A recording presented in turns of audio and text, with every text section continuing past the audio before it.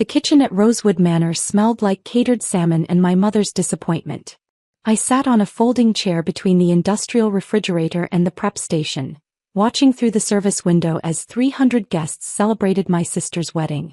Madison was marrying Trevor Ashford, whose family owned the largest commercial banking network in the state.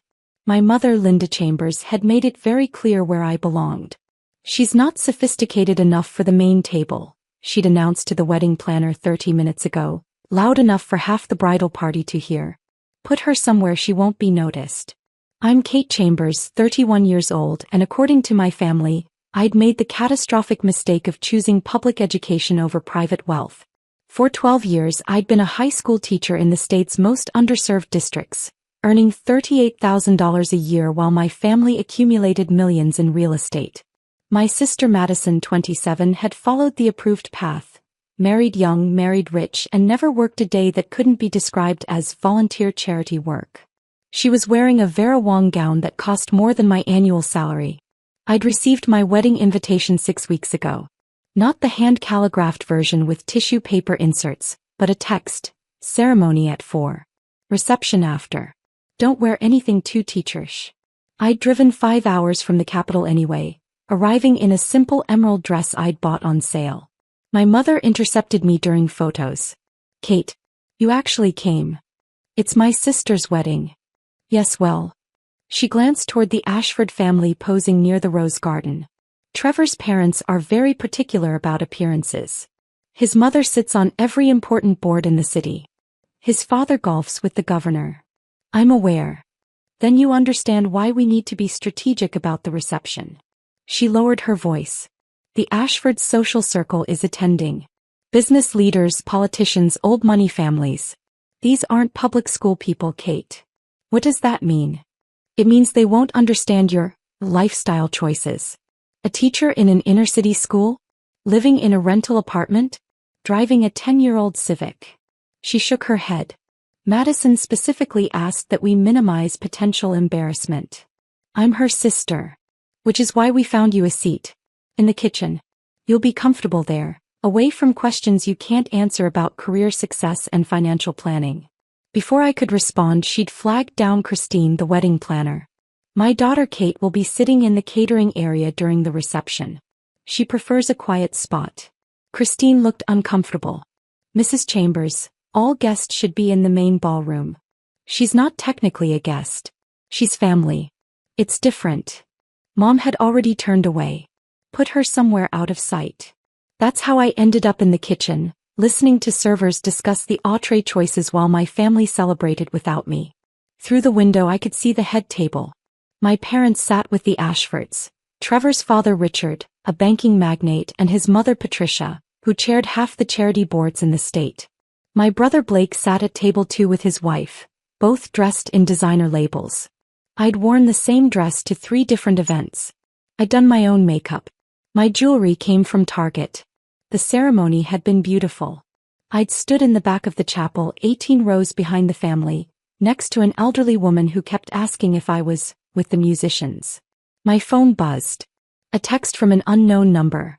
"Miss Chambers, this is Sarah Park from the governor's office. The governor will be speaking at the Ashford wedding tonight. The families are major campaign donors. She's asked me to locate you. She wants you seated at her table for the reception. Where are you currently?" My heart stopped. I texted back, "I'm in the kitchen service area. It's complicated." 3 dots appeared. "The kitchen? Please stay there. The governor will handle this personally." I'd met Governor Jennifer Hayes 6 months ago when she'd visited my school as part of her education reform tour. She'd spent 3 hours in my classroom, observing my teaching methods, talking to students, asking about the challenges we faced. My kids, mostly from low-income immigrant families, had impressed her with their poetry project about the American dream. 2 weeks later, I'd been invited to join the Governor's Education Advisory Council. Then last month she called me personally. "Kate, I'm creating a new position, State Director of Educational Equity. Cabinet level. I need someone who understands what's really happening in our schools, not just what policy papers say. Your work speaks for itself. Will you take it?" I'd accepted yesterday. The announcement was scheduled for Monday's press conference. Nobody in my family knew. They'd never asked about my work beyond dismissive comments about noble poverty and wasting my degree. Through the window I watched the reception begin. Champagne toasts. The first dance. My mother laughing with Patricia Ashford, probably discussing how well Madison had married. A server nudged me. "Ma'am, there's someone asking for you." I turned. A woman in a dark suit with a discreet earpiece stood in the kitchen entrance. "State Police. Miss Chambers?" "Officer Rodriguez, Governor's Security Detail. The governor would like to see you. Please come with me." I followed her through the kitchen past confused catering staff, into a private anteroom off the main ballroom. Governor Hayes stood there in an elegant navy suit, reviewing notes for her speech. "Kate." She smiled warmly. "I heard you were here. Why on earth are you in the kitchen?" "Family dynamics. My mother thought it was better." "Your mother seated you in the kitchen at your own sister's wedding?" Her expression hardened. "That's unacceptable." "Where's she seated?" "Head table, ma'am. With the Ashfords." "Perfect. I'm making some last-minute adjustments to my speech." She turned to Sarah, her chief of staff. "I want Kate at my table when I speak. Front and center." "Governor, I don't want to cause a scene." "You won't." "I will." He squeezed my hand. I was planning to keep Monday's announcement quiet until the press conference. But the Ashfords invited me here to court favor for Richard's banking legislation. I think it's time they learned what real public service looks like. 10 minutes later, I walked into the ballroom with Governor Hayes and her security detail. Conversations stopped mid-sentence. Every head turned. Governor Jennifer Hayes was the most popular governor in state history. She'd been on the cover of Newsweek last month as the education governor. Patricia Ashford spotted us first and rushed over. "Governor Hayes, what an honor. We're so grateful you could attend. Mrs. Ashford, congratulations on your son's wedding. I'm actually here for 2 reasons, to celebrate with the Ashfords and to spend time with my new State Director of Educational Equity, Kate Chambers." She gestured to me. Patricia's face went blank. "Kate Chambers? The bride's sister." "The same. She's joining my cabinet on Monday." I wanted to personally congratulate her before the public announcement. My mother appeared, face pale. "Governor Hayes, what a surprise. We didn't know that your daughter is one of the most accomplished educators in the state?" The governor's voice was pleasant, but her eyes were steel. "Kate has transformed 3 failing schools into models of academic excellence. Her literacy program is being studied by the Department of Education as a national template." Richard Ashford approached quickly. "Governor, this is unexpected. We understood Kate was a public school teacher." "She is. The best I've ever seen. That's why I recruited her to lead our educational equity initiative. She'll oversee policy for 1.2 million students and command a budget of $300 million. The ballroom had gone completely silent. 300 guests staring. Christine, the wedding planner, rushed over with her tablet. "Governor, we didn't have you on the seating chart. Where is Kate seated?" Christine's eyes darted to my mother, then to the floor. There was a request that she sit in the kitchen area." "The kitchen?" The governor's voice could have frozen champagne. "You seated my incoming state director in the kitchen?" My mother's face went from pale to crimson. "There was a misunderstanding. Kate wasn't feeling well." "I'm standing right here, Mrs. Chambers." "Kate, did you ask to sit in the kitchen?" 300 pairs of eyes waited. "My sister felt it would be better if I stayed out of sight," I said quietly. She was concerned I'd embarrass the family in front of the Ashford social circle. Madison made a choking sound from the head table. Trevor grabbed her hand. Patricia Ashford looked horrified. "You hid the governor's cabinet appointee in your kitchen?" "We didn't know she was," my father started. "You didn't know because you never valued her work," the governor interrupted. "Kate has spent 12 years changing children's lives. She's taught in neighborhoods most people are afraid to drive through. Her students have gone on to Ivy League schools, medical programs, engineering degrees. She's revolutionized how we think about educational equity." She turned to Christine. "Where should the State Director of Educational Equity be seated?" Christine stammered. "The head table is." "Perfect. That's where she belongs." The governor offered me her arm. "Kate, join me." I need your input on my speech anyway. As we walked toward the head table, I heard the whispers explode. The governor's cabinet? They made her sit in the kitchen? The Chambers family must be mortified. We reached the head table where Madison and Trevor sat frozen. The governor smiled at them. Congratulations on your wedding. I hope you don't mind if I borrow your sister. We have important education policy to discuss.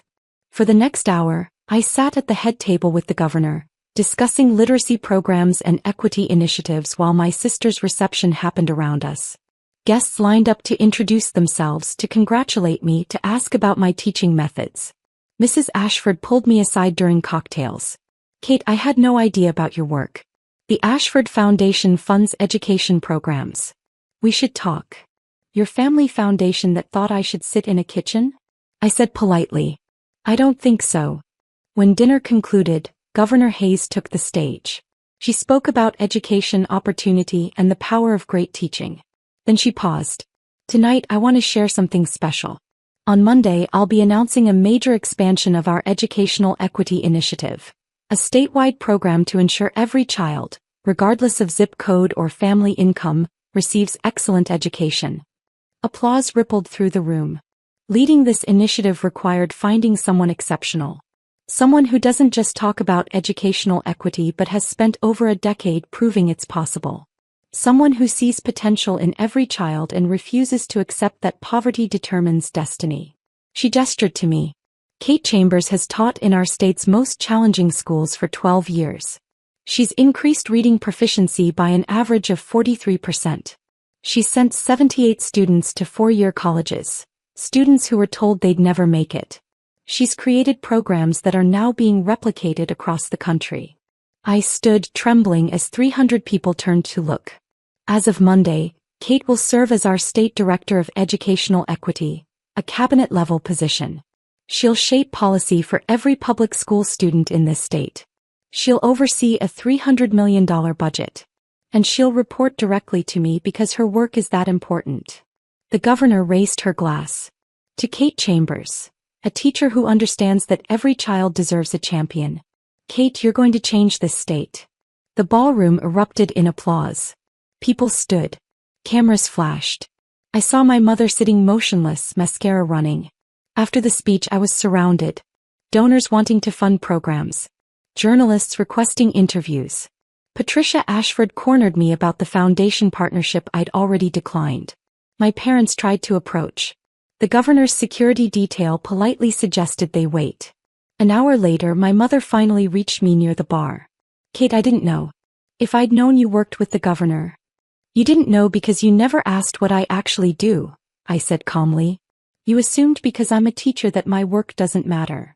You let me put you in the kitchen. Her voice cracked. You ordered me to stay hidden so I wouldn't embarrass Madison. I was sitting there when the governor's office found me. My father joined us, looking shaken. The Ashfords are asking questions about your appointment. About why we didn't mention your connection to the governor. Because you don't know anything about my life. You never asked. Madison appeared, her perfect makeup smeared. Kate, I didn't mean, if I'd known you were important. Important? I picked up my clutch. I was always important. I teach children to read.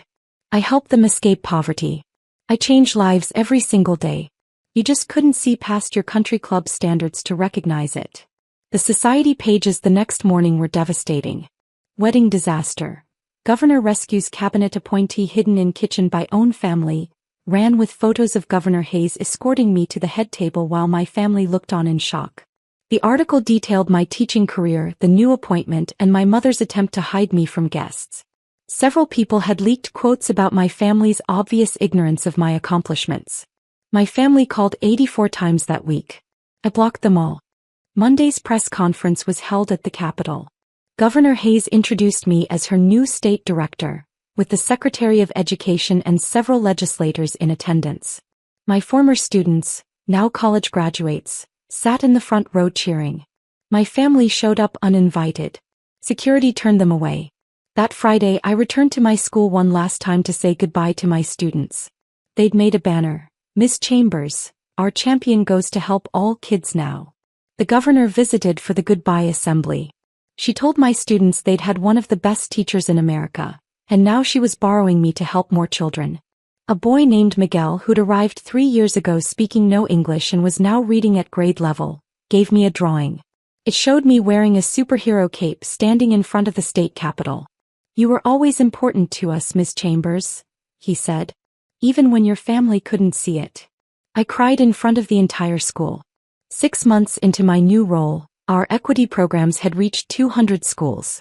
Reading scores were climbing. College applications from low-income students had increased by 34%. The National Education Press called it the most aggressive and successful equity initiative in the country. My mother tried to attend the announcement ceremony. My assistant had her name on the declined admission list. A year later, I testified before Congress about educational equity policy. Senators from both parties praised our state's model. The Secretary of Education asked if our programs could be replicated nationally. After the hearing, I gave an interview to Education Week. They asked about my journey from classroom teacher to cabinet director. "The most important moment wasn't my appointment," I said. "It was sitting in that kitchen at my sister's wedding, understanding clearly that my family valued appearance over impact. That's when I knew I'd built my life around the right values. Children over champagne, purpose over prestige." The interview went viral among teachers nationwide. My family sent flowers to my office with a note, "We're proud. Please forgive us." I donated the flowers to my old school and never responded. Because some tables aren't worth sitting at no matter who's there. And some kitchens give you the perfect view of what really matters. My students had always known I belonged at the important tables. The governor had known it too. My family just learned it too late.